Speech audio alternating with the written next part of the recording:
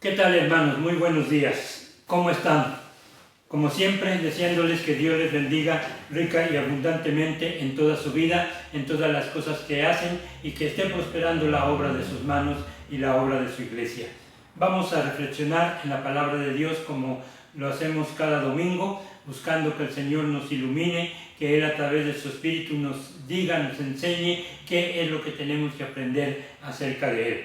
Pero antes de entrar en la reflexión, vamos a tener una palabra de oración, rogando que Dios nos ayude y que Dios esté con nosotros en este momento. También quiero decirles que por favor tengan sus Biblias a las manos, a su alcance, para que me puedan seguir en algunos pasajes o podamos hacer un trabajo. Ustedes buscan unos pasajes, yo busco otros, para que todo sea mancomunado en el aprendizaje de la palabra de nuestro Dios. Bien, vamos entonces a orar y nos dedicamos a la reflexión. Señor y Padre, gracias te damos por esta mañana que tú nos concedes. Gracias porque nos permites estar aquí en tu casa, alabando y glorificándote y buscando aprender más acerca de tu palabra. Te pedimos que esta reflexión tú la tomes, la apartes, que la dirijas con tu Espíritu y que sea para bendición de nuestras vidas, para edificación, Señor, de nuestro espíritu, Padre Santísimo, fortalecimiento en nuestra fe, y tú, Señor, nos guíes a toda verdad, a todo conocimiento. Que tu Espíritu nos ayude, que tu Espíritu nos conduzca, nos guíe, Padre Eterno, y que todo sea, Señor, para bendición de todos los que presencien, escuchen esta grabación. Te lo rogamos con acción de gracias, en el nombre de nuestro Señor y Salvador Jesucristo. Amén. Pues bien, hermanos, pues con la ayuda de nuestro Dios, vamos avanzando en este curso, en este tema titulado Jesús en los Evangelios. Recordemos que Mateo, Marcos, Lucas y Juan nos aportan sus conocimientos sobre la vida y obra de nuestro Señor y Salvador Jesucristo. Estudiando estos evangelios, ya sea de manera paralela o en conjunto, nos damos cuenta de la armonía que hay entre ellos. Eso ya lo hemos estado señalando en reuniones anteriores. La aportación de cada uno de estos escritores nos va dando una visión completa de lo que Dios quiere revelar acerca de su Hijo amado. Porque recordemos que el tema central de la palabra del Señor, de la Escritura, de los Evangelios y de todo el contenido bíblico es la figura de nuestro Salvador. Estudiando estos textos, ya sea uno por uno o de manera armonizada, obtenemos una mayor comprensión acerca de lo que los autores escribieron. La semana anterior analizamos cómo inicia cada evangelista su libro, cómo inicia su texto, el ángulo de enfoque que tiene para escribir. Hoy vamos a reflexionar con la ayuda de nuestro Dios sobre la venida de nuestro Señor y Salvador Jesucristo a este mundo, haciendo alusión a un hecho un tanto anterior. La llegada de Jesús a la tierra no fue cuestión de algo imprevisto, no fue algo improvisado, no fue algo que se dio al azar, sino que fue algo planeado. Formó parte de los designios divinos. Este advenimiento está señalado desde Génesis 3:15, que es la primera promesa de redención. Este pasaje, conocido como el protoevangelio o primer evangelio. Tenemos entonces Génesis capítulo 3, si lo pueden buscar, versículo 15, y ver lo que dice. Conocido como el protoevangelio. Protos, primera, y evangelio, mensaje. Primer anuncio, primer mensaje de parte de Dios para el hombre sobre su redención. Bien, esto se dio, como todos sabemos, allá en el Edén. Posteriormente, la profecía va a hablar confirmando el plan de Dios de enviar al mundo a un Redentor. Recordemos cómo personajes como Moisés, Isaías, Miqueas, entre otros, con mucha anticipación predijeron la llegada del Mesías prometido. Pablo, el apóstol de los gentiles, en su carta a los Gálatas, capítulo 4, versículo 4, dice que en el cumplimiento del tiempo, lo vimos la semana pasada, ustedes recordarán, en el cumplimiento del tiempo, Dios envió a su Hijo, nacido de mujer y bajo la ley. El Padre Celestial, en su potestad, en su soberanía, tenía preparado el momento de la aparición de Jesús en la tierra. Llegó el tiempo, llegó el instante, llegó el momento. Ahora había que anunciar, había que mencionar que ese Mesías ya estaba en el mundo. Los profetas anunciaron su venida. Ahora había que señalar que ya estaba en la tierra. Se mencionaría o se anunciaría que Jesucristo ya estaba pronto a iniciar su ministerio. Señalar que iba ya a realizar la tarea para la que fue enviado. Así también, Dios preparó un mensajero. Ese mensajero que daría la buena noticia que la aparición del Redentor era ya un hecho. Ya no que apenas venía, sino que ya era un hecho, que ya estaba entre los hombres y en edad de ejercer su ministerio. Dios preparó este vocero. Este pregonero, este heraldo, es nada más y nada menos que Juan el Bautista, anunciado también por la profecía.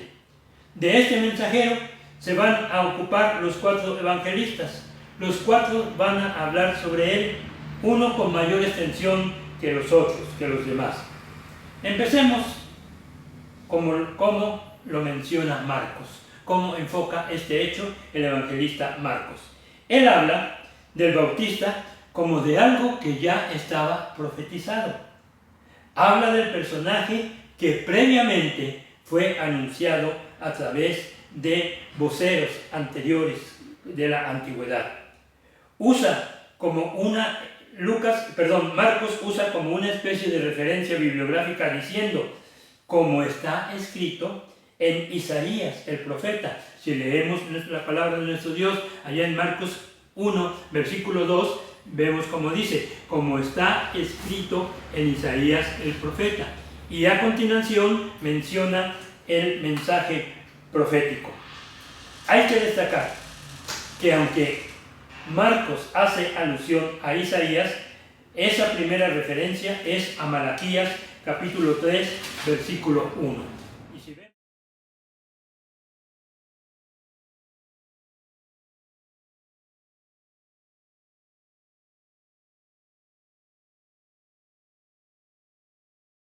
Y si vemos en nuestros pasajes, Malaquías, capítulo 3, versículo 1, que dice de la siguiente manera: He aquí, yo envío mi mensajero, el cual preparará el camino delante de mí, y vendrá súbitamente a su templo el Señor a quien vosotros buscáis, y el ángel del pacto a quien deseáis vosotros. He aquí, viene, ha dicho Jehová de los ejércitos. Aquí con mucha anticipación se está señalando, se está anunciando la venida de este pregonero de Dios, Juan el Bautista. El texto anuncia con la dedicatoria que que ya ese pregonero ya viene, ¿verdad? Bien, pero posteriormente tenemos otra cita a la que hace mención el evangelista Marcos. La otra cita ya se refiere a Isaías. Ahora sí, meramente a Isaías, que la encontramos en el capítulo 40, versículo 3. Si vamos a nuestros textos, yo les invito a que me acompañen y vean aquí en nuestros textos, Isaías capítulo 40, versículo 3. Y dice de la siguiente manera: Voz que clama en el desierto, preparad camino a Jehová, enderezad calzada en la soledad a nuestro Dios. Voz que clama en el desierto. A Marcos le interesa decir a sus lectores que la aparición de Juan el Bautista ya estaba anunciada, ya estaba prefijada. Dios enviaría un mensajero a preparar el camino del Mesías, es decir, de Cristo. Cuando Marcos hace referencia al anuncio profético, se refiere a que ya se está en el cumplimiento de lo anunciado. El Bautista va a ser ese mensajero divinamente prometido para disponerle, para prepararle el camino al Mesías. Vamos a una cita paralela.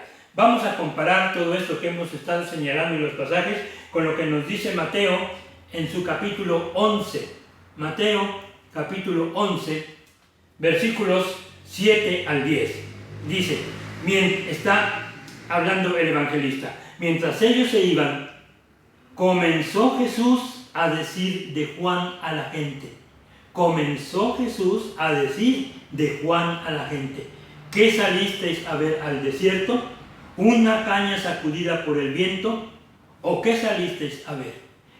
¿A un hombre cubierto de vestiduras delicadas? He aquí los que llevan vestiduras delicadas en las casas de los reyes están. ¿Pero qué saliste a ver? ¿A un profeta? Sí, os digo, y más que profeta, porque este es de quien está escrito, he aquí yo envío mi mensajero delante de tu faz, el cual preparará tu camino delante de ti. Jesús hace referencia a este anuncio, y por eso señala en el versículo 10 el evangelista Mateo, porque ¿quién es este? Juan el Bautista, es de quien está escrito, he aquí yo envío mi mensajero delante de tu faz. Por eso es que comenzó Jesús a decir de Juan. ¿Verdad? Jesús reconoce a Juan como que fue ese mensajero que anunció que ya estaba el Salvador aquí en la tierra. Dios actúa con orden, actúa con anticipación, con organización. En tiempos antiguos, los mensajeros de un rey viajaban delante de éste a fin de asegurarse de que los caminos estaban seguros, de que estaban en buen estado para que el monarca viajara en ellos, así como para anunciar su llegada. Dios coloca, hermano, las cosas en su lugar. Este es el planteamiento, como hemos dicho, de Marcos. Vamos ahora, cómo lo plantea el evangelista Lucas, el doctor Lucas. Él tiene algo que decirnos también muy importante al respecto. Y para ello vamos a utilizar Lucas capítulo 1. Busquen por favor Lucas capítulo 1 de los versículos 5 al 25. ¿Qué nos dice Lucas sobre Juan el Bautista? El doctor Lucas, o sea, el evangelista, nos menciona los detalles de cómo vino este precursor del Mesías. La narrativa sobre este hecho es inmediatamente después de su dedicatoria a Teófilo. Y dice así, después de la dedicatoria, sucedió en los tiempos de Herodes, rey de Galilea. Esto puede tomarse como la fecha del acontecimiento. Así se ubicaban los hechos en el tiempo y en el espacio. Se usaba o se utilizaba algún acontecimiento, servía como referencia algún acontecimiento importante, el nacimiento de un príncipe, la muerte de un rey, una catástrofe, un hecho inusitado, no común, y lo tomaban como referencia para las cuestiones cronológicas. ¿Qué sucedió en los tiempos de Herodes, rey de Judea? Nos dice el doctor, un sacerdote llamado Zacarías. El nombre Zacarías tiene un bonito significado. Dios se ha acordado. Con su esposa Elizabeth. Y nos presenta el evangelista, el escritor, las credenciales de estos personajes, de Zacarías y de su esposa Elizabeth. ¿Cuáles eran estas credenciales? Dicen, eran justos delante de Dios. Y nos habla de ambos. También dice que eran irreprensibles en todos los mandamientos y ordenanzas del Señor. Quiere decir esto que eran unas personas obedientes, sometidas a la voluntad del Señor.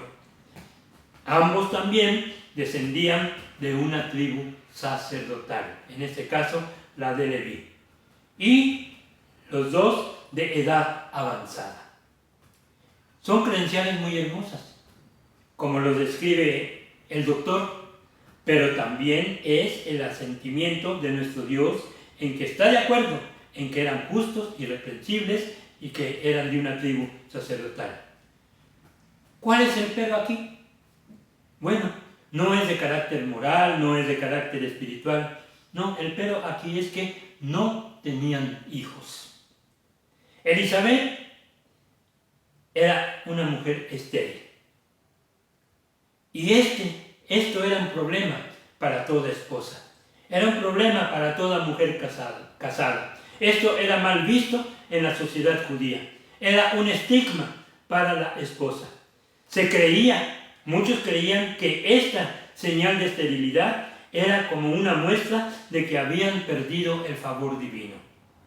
Bueno, la esterilidad de Elizabeth nos recuerda también la esterilidad de Sara, la esterilidad de Rebeca, de Raquel, de Ana, mujeres que fueron estériles, pero Dios cambió las cosas. Volviendo con el esposo, con Zacarías, dice la Escritura que le tocó en suerte ofrecer el incienso. Iba a ofrecer el incienso ante Dios, un honor supremo. Un honor que posiblemente le iba a tocar una vez en su vida, debido a la gran cantidad de sacerdotes. Entonces, una sola vez le tocaría ofrecer este incienso, porque después el turno le tocaría a otros ministros. Toda la multitud del pueblo estaba fuera orando a la hora de este ofrecimiento, la hora del incienso. ¿Qué pasa entonces? Se le aparece a Zacarías un ángel del Señor. Y este ángel puesto en pie a la derecha del altar del incienso. Esto es una hierofanía. Bien, hay una hierofanía. Y naturalmente Zacarías le da temor. ¿Cómo no va a manifestar temor si se le apareció un ángel? ¿Quién no tiene temor ante estos hechos, ante estos sucesos? A nosotros no nos ha pasado, pero yo creo que si nos ocurriera también nos llenaríamos de temor. Pero le dice el ángel palabras de consuelo, palabras de seguridad, palabras de bendición. No temas, dice el ángel a Zacarías. Y le agrega diciéndole, tu oración ha sido oída. ¡Qué hermoso! ¿Cuál oración? Pues es probable que se tratara de una oración para que en el hogar de Zacarías y Elizabeth hubiera hijos. En lo personal me imagino una oración que se hizo durante muchos años. Y esa oración es contestada. Hay una respuesta favorable después de mucho tiempo. Y dice el ángel, tu mujer Zacarías te dará un hijo. Esto nos debe llevar a pensar que las oraciones de fe no son olvidadas por Dios. Por eso oremos, aun cuando la respuesta pueda tardar a nuestra vida. Siempre seamos constantes, persistentes en la oración. Bien, los ancianos esposos tendrían un hijo. Y dice el ángel todavía, llamarás su nombre Juan. Otro significado muy interesante de este nombre. Juan quiere decir Jehová ha mostrado gracia. ¿Verdad? El nombre no es puesto por Zacarías, no es puesto por Elizabeth, no es puesto por algún familiar, sino que ese nombre es puesto por nuestro Dios y el ángel así lo comunica. Y además tendrás gozo y alegría. ¿Por qué? Porque este Juan que va a venir será grande. Será una persona grande delante de nuestro Dios. Dice que no beberá vino ni sidra. Será una persona nazarea delante del Señor. Y lleno del Espíritu Santo. Y esa llenura aún desde el vientre de su madre. ¡Qué privilegio! ¡Qué cosas tan maravillosas plantea y hace Dios para cumplir sus propósitos! Hermanos, 400 años habían pasado de silencio profético. No había sido dado algún anuncio. ¿verdad? Y de pronto va a surgir un profeta. Ahora me voy a referir a otro Juan, pero este otro Juan es el apóstol, el que escribió el evangelio que lleva su nombre. El apóstol evangelista Juan, hablando de Juan el Bautista, dice en su libro, allá en Juan capítulo 1, versículo 6, hubo un hombre enviado de Dios, el cual se llamaba Juan. Qué cosas tan hermosas, ¿verdad? Dios cumple su promesa, la cumple de Isaías y de Malaquías. Quiero decir que Juan, al hablar del Bautista, no menciona este calificativo, nada más dice Juan, los otros son los que sí mencionan el calificativo de Bautista. Juan será el instrumento humano, usado por Dios para la conversión de muchas personas y prepararlas para recibir el Evangelio. ¿Cómo va a hacer la vida, el trabajo, la labor de este Juan el Bautista? Dice que será en el espíritu y el poder de Elías. Elías, como recordamos, había sido un gran profeta de Dios, un hombre fuerte en la vida, en la historia del pueblo de Israel. Cuando se habla en el Nuevo Testamento del regreso de Elías, se hace referencia a la presencia de Juan el Bautista. Su mensaje, el mensaje de Juan el Bautista, iba a parecerse mucho al del profeta Elías del Antiguo Testamento. Si vemos ahí en Malaquías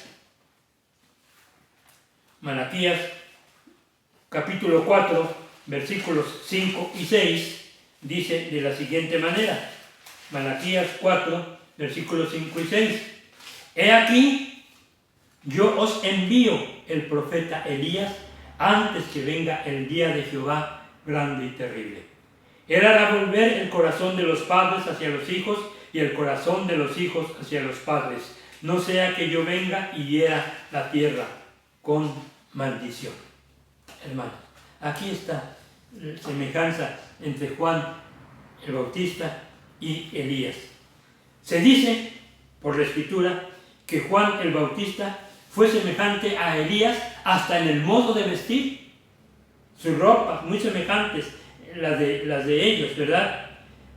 Esto me recuerda la vida de Elías y la vida de Juan el Bautista, me recuerda un libro de la literatura muy famoso llamado Vidas Paralelas, donde el autor hace mención a dos personajes que tienen semejanzas en su vida, en su conducta, en su desarrollo como personajes importantes.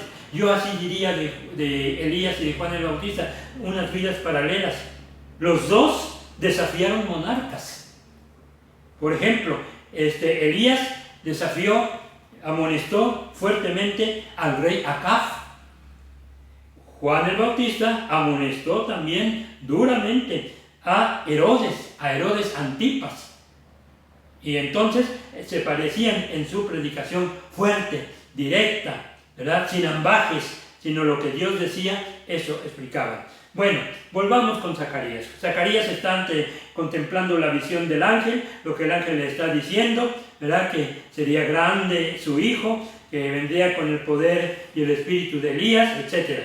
Pero entonces dice Zacarías al ángel, dice, ¿en qué conoceré esto? Porque yo soy viejo y mi mujer es de edad avanzada. Entonces el ángel le dice, mira, yo soy Gabriel. El ángel le da su nombre. Dice, soy Gabriel, estoy delante de Dios y he sido enviado a hablarte y darte estas buenas nuevas. Dios le concede a este anciano sacerdote que sea un mensajero celestial quien le dé una buena noticia. El anciano es privilegiado con la visita de este ser angelical. Pero ¿qué pasa con Zacarías? Todos sabemos lo que pasa. Queda mudo por su incredulidad. Y este problema iba a estar hasta que se cumpliera el hecho, hasta la llegada del niño prometido.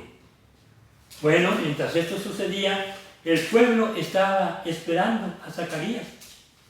¿Qué pasa con Zacarías? Se extrañaba de su tardanza. pues solo tenía que ofrecer el incienso, después salir, dar la bendición aarónica, la bendición sacerdotal. Eso era lo que tenía que hacer, y para ello ya la tardanza era grande. Cuando por fin sale, Zacarías no puede hablar. La gente comprendió que algo especial había pasado, que había visto alguna visión. Y Zacarías se comunicaba por medio de señas con las demás personas. Cumple Zacarías con su misión, con su tarea de ofrecer el incienso, y terminada esta, se fue a su casa en el campo montañoso de Judea. Dice la Escritura, su mujer concibió. La anciana ya estaba esperando. La promesa divina se cumplía. Lo imposible para los hombres, Dios lo hace o lo hizo posible. Un matrimonio senecto en espera de un hijo.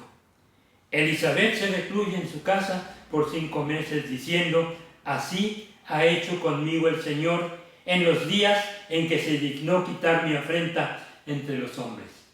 ¡Qué felicidad para este matrimonio! Y aquí es donde el doctor Lucas hace un alto. Se detiene en su narrativa, detiene este relato para introducirnos a otro tópico que con la ayuda de Dios será para la siguiente semana, si Dios nos lo permite.